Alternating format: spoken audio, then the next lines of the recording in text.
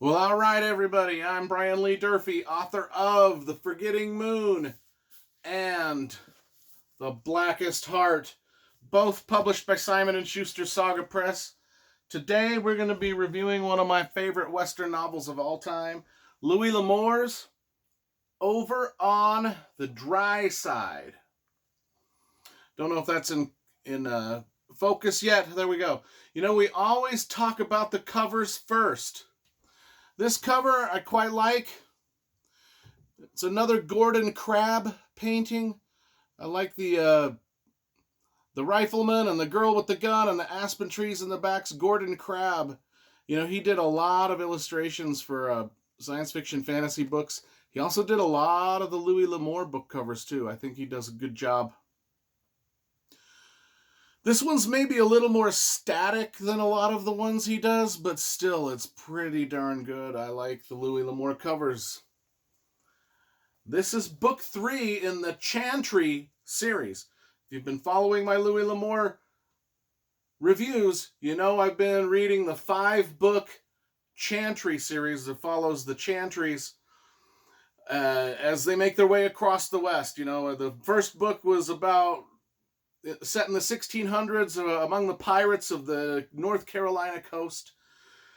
The second book that I reviewed, The Ferguson Rifle, that was set in about 1800, just right after the Revolutionary War. Now, this one is set at about the mid to late 1800s, I would say about 1860, 1870, and it takes place in and around the Four Corners area of, you know, Utah, Colorado, New Mexico, and Arizona.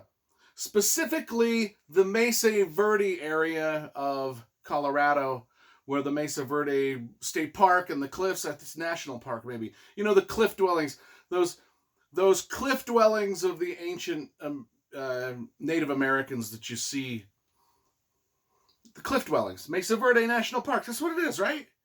I know, I think this is what it is. And then it takes all place a little bit around Moab, Utah, Monticello, Utah, that kind of stuff. So what's it about? This was one of the first ever Louis L'Amour novels I read a long time ago, and it was one of my favorites. And I actually remembered quite a bit about it, even though I haven't read this since I was in high school. I actually remembered quite a bit about it. It's about this guy named Owen Chantry, and he wants to go visit his brother's cabin. His brother Clive has a cabin up in the mountains, in the Alpine Mountains above around the Four Corners area. And when he gets there, he finds that his brother's dead, and there's these 2 squatters living in the cabin.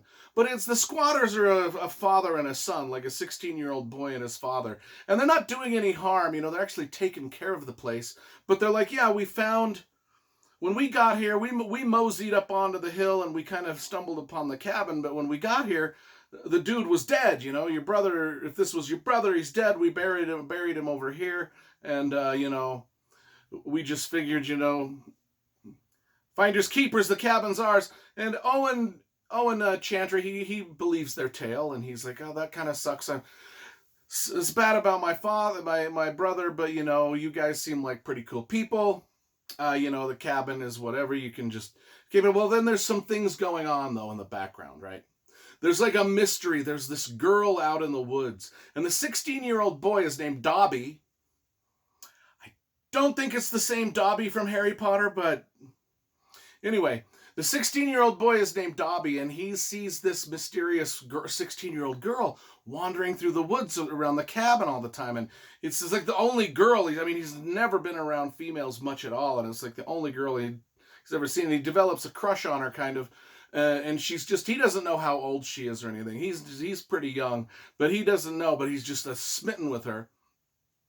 Well, come to find out, he wanders up into her cabin. She's got a little cabin, and turns out that she's the stepdaughter of, like, the worst outlaw in the land around that area. You know, this guy Moffat, who's just like this badass outlaw, and she's the stepdaughter of this guy. And she's just, and these outlaws are like, they're searching for Spanish gold. There's always Spanish gold hidden Spanish treasure hidden in every Louis L'Amour novel. That's why I love them. I love these quests for the Spanish gold.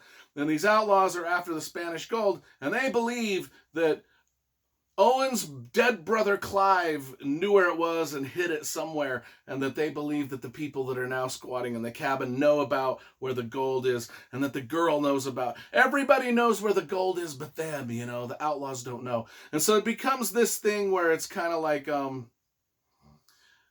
this is the gold real? I mean, and then there's these ghosts of the cliff dwellings, right? There's these they talk about the ghosts of the mesas, and even in Louis L'Amour's book, The Haunted Mesa, we talk about these mesas down in southern Utah that are haunted, that have, in the Haunted Mesa book, it was believed that space aliens, the Native Americans actually thought that was space aliens that were haunting these things, the people from other dimensions. And so we get a little bit of that flavor too in this book.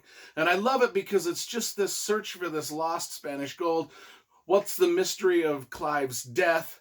Who really are these people that are squatting in his cabin? And does Clive, who gets the girl? Is it the 16-year-old boy Dobby, or is it actually Owen Chantry? Who gets the girl in the end? How do things wrap up?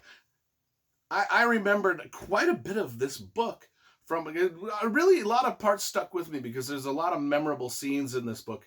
And not only that, but it was set down in kind of the area of southern Utah that I kind of grew up in. So, the terrain is familiar to me, so I kind of know what's going on. And anyway, I like this book.